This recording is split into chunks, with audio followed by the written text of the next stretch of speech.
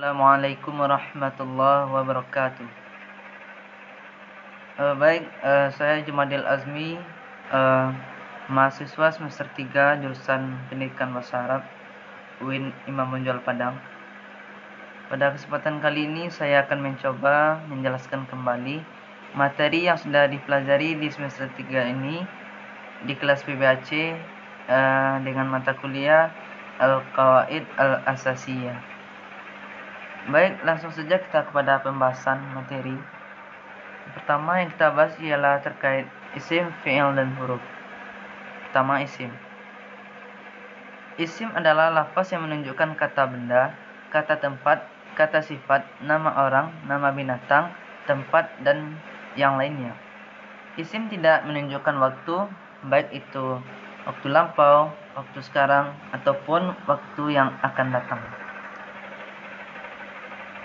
Bagaimana kita caranya mengetahui suatu kalimat itu adalah isim? Tentu kita harus mengetahui tanda-tanda dari isim itu sendiri.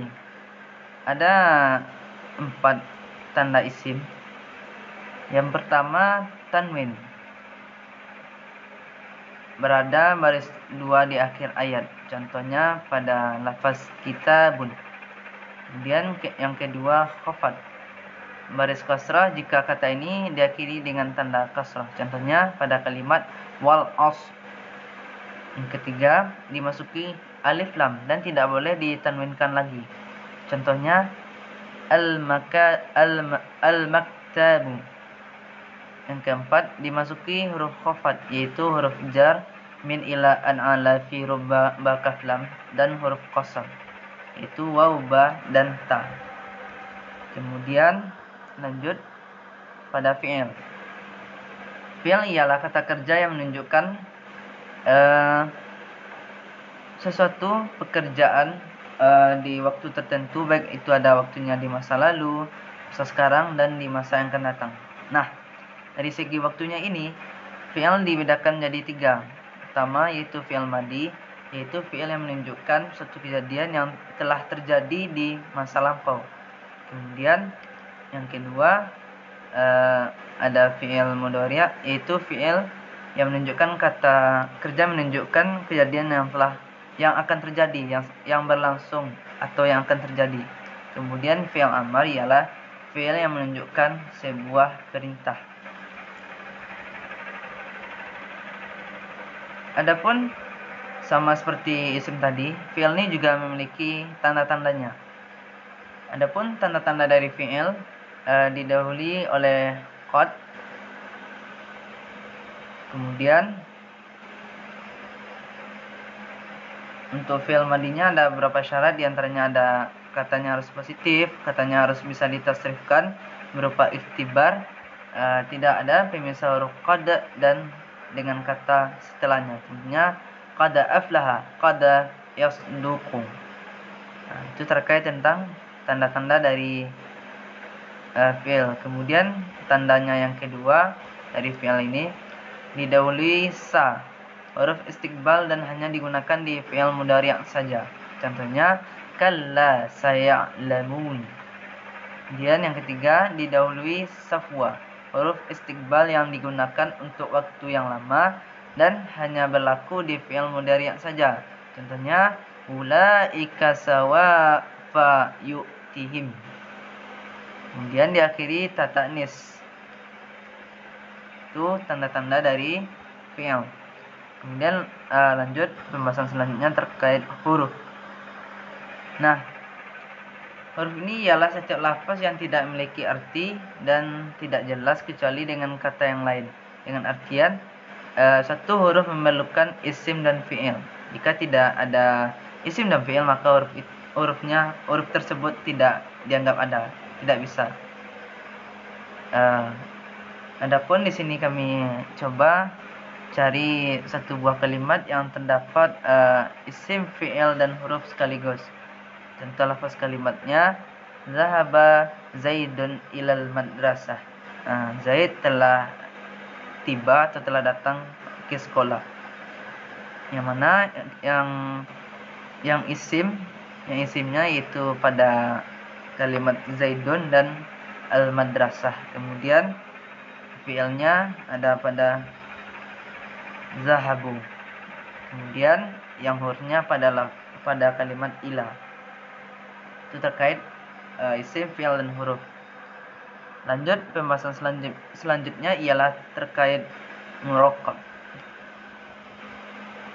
Murakkab ini ialah suatu ucapan yang tersusun dari dua kata atau lebih serta memiliki makna. Nah, murakkab atau tarkib terdiri dari 4. Yang pertama ada namanya tarkib idhofi. Nah, kita bahas dulu tarkib idhofi. Tarkib idhofi ini ialah susunan dua isim atau lebih yang memiliki satu kesatuan arti.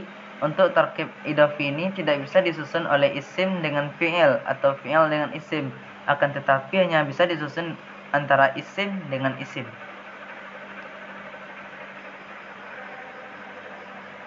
Adapun syarat dari tarkib idhofi ini, yang pertama mudhof.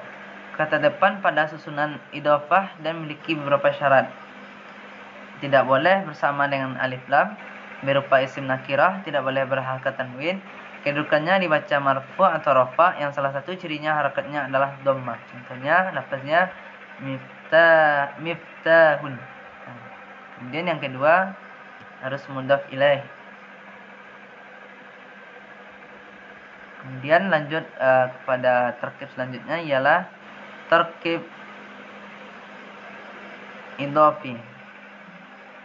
Nah, tarkib idhofi ini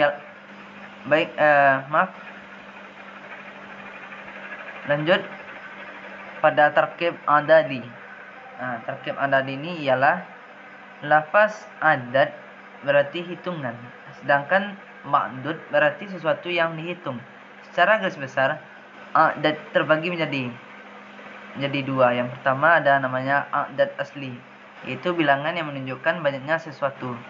Di antaranya adad mufrad itu menunjukkan 1 sampai 10, adad murakkab menunjukkan 11 sampai 29, adad uqud menunjukkan 20 sampai 90, kemudian adad ma'tuf menunjukkan 21 sampai 29. Kemudian yang kedua adad tartib, itu bilangan menunjukkan urutan. Nah, hukum dari tarkib adadi adalah dibaca fathah baik ketika rafa, nasab maupun jar. Lanjut selanjutnya pada tarkib isnadi. Tarkib isnadi ini ialah kalimat yang terdiri dari musnad dan musnad ilaih. Adapun macam-macam dari tarkib isnadi ini ialah fa'il, kalimat isim yang dirafa'kan setelah fi'ilnya. Contohnya qama Ahmad. Kemudian yang kedua naibul fa'il, kalimat isim yang dirafa'kan tanpa disebutkan fa'ilnya. Contohnya daraba Ahmad.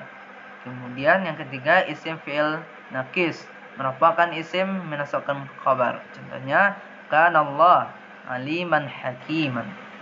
Kemudian yang keempat isim huruf yang beramal seperti laisa. Contoh ma Ahmad kasula.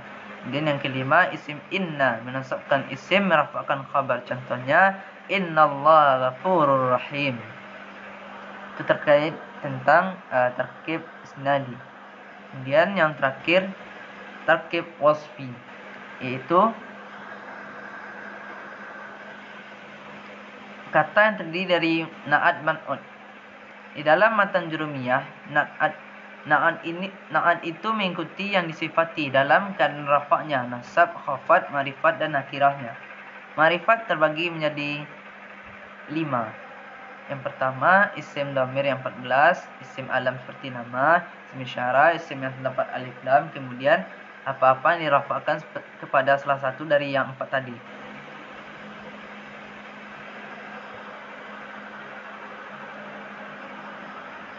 Nah, na'at ini terbagi menjadi 2. Yang pertama na'at hakiki, yaitu menyatakan sifat pada diri kalimat sebelumnya atau kalimat yang diikuti. Kemudian yang kedua na'at sababi, menyatakan sifat pada isim yang ada ikatan dengan isim yang diikutinya.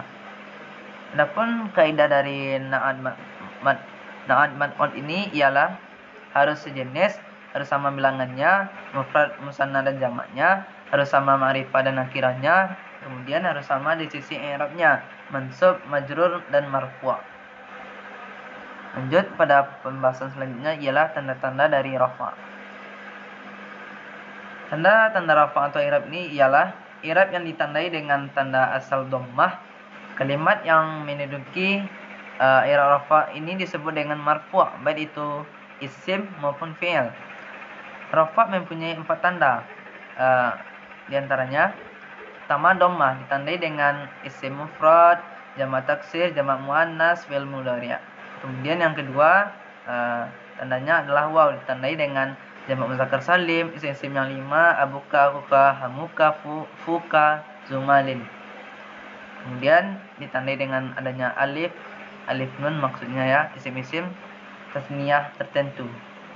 Kemudian tanda nun ditandai dengan fi'il yang bersambung dengan dhamir tasniyah jamak muannas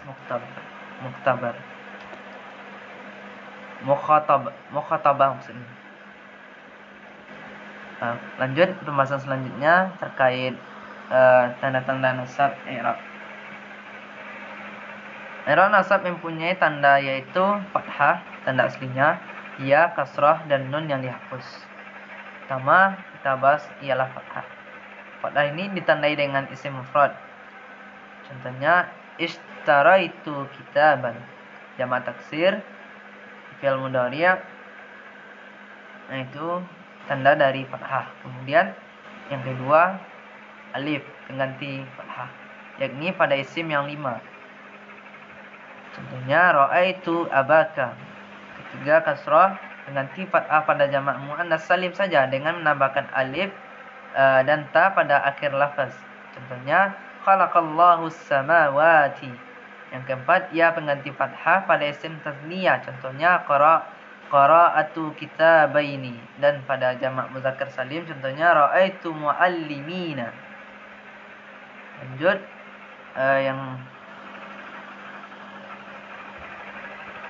yang kelimanya menghilangkan huruf nun bertempat pada af'ul khamsah ketika tanda rafa' tanda i'rabnya dengan meletakkan nun, sedangkan ketika nasab tanda i'rabnya membuang huruf nun. Lanjut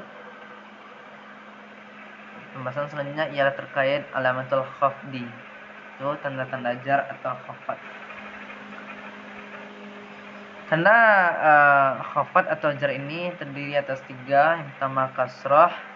Kasrah ini ditandai dengan isim mufrad, contohnya kitabun. Kemudian ditandai dengan jamak taksir, contohnya kutubu.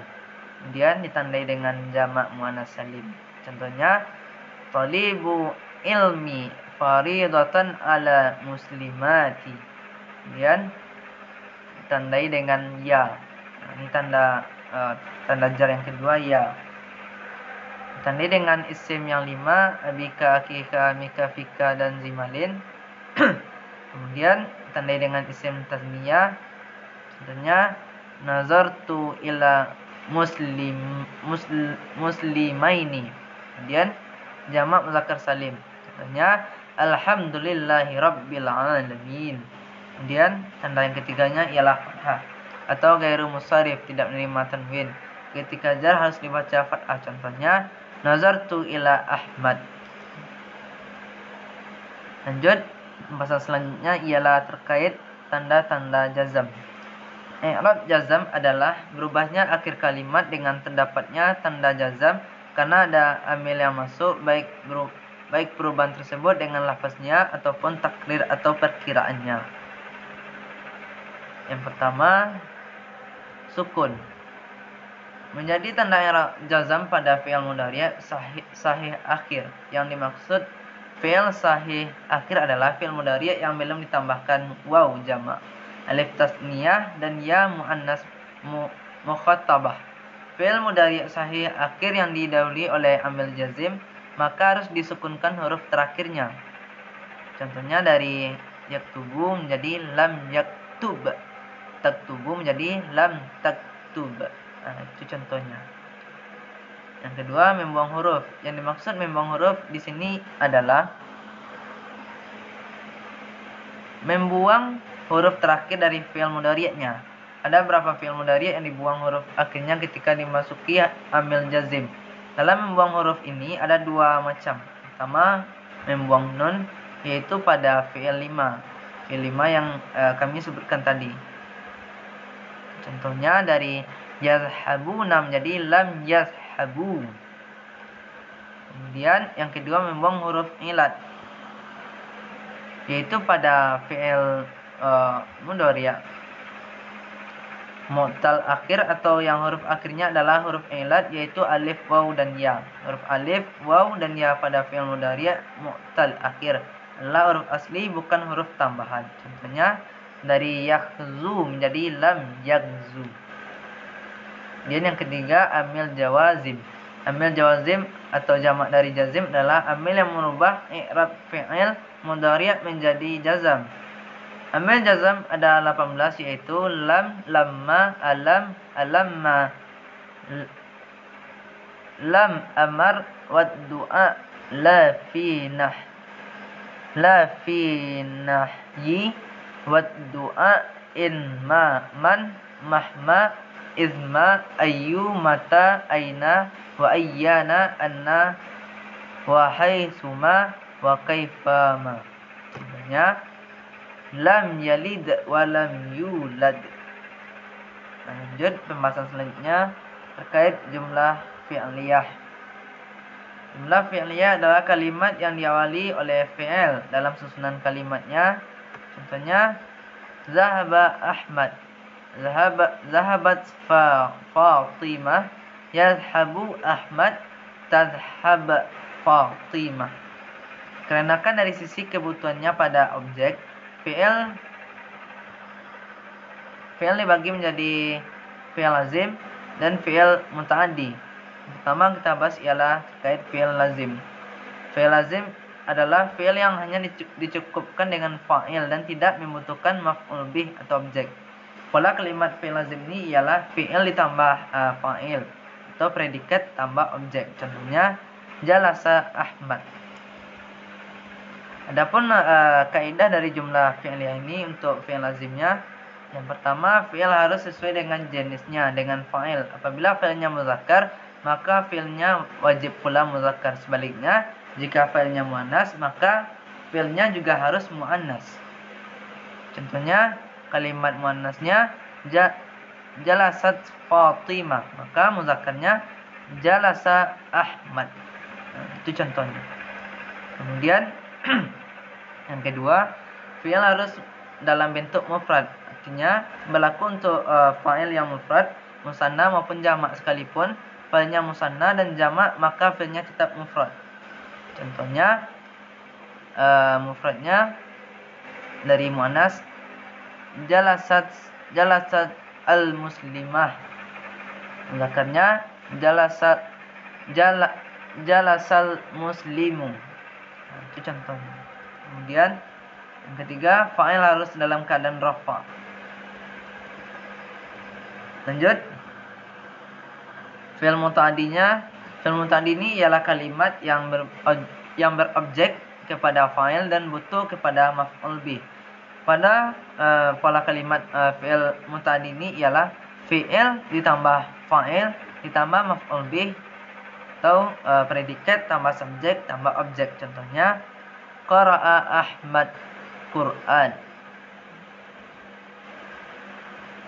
Adapun kaidah dari fi'il muta'addi ini ialah yang pertama, fi'il harus sejenis dengan fa'il. Contohnya muannasnya misalnya qara'at Fatimah Quran. Muzakkarnya harus qara'a Ahmad Quran. Kemudian yang kedua, fi'il harus dalam bentuk mufrad. Artinya berlaku untuk fa'il yang mufrad, musanna maupun jamak sekalipun. Fa'ilnya musanna dan jamaknya, maka fi'ilnya tetap mufrad. Kemudian yang ketiga, fa'il harus dalam keadaan rafa. Kemudian yang keempat, maf'ul bihnya harus dalam keadaan nasab. Sekianlah penjelasan dari kami terkait materi yang bisa kami jelaskan selama 1 semester mempelajari materi dalam mata kuliah Al-Qawaid Al-Asasiyah. Kami banyak-banyak minta maaf jika ada kesalahan kata atau kesalahan dalam menyampaikan. Jazakallahu khairan, barakallahu fikum. Wassalamualaikum warahmatullahi wabarakatuh.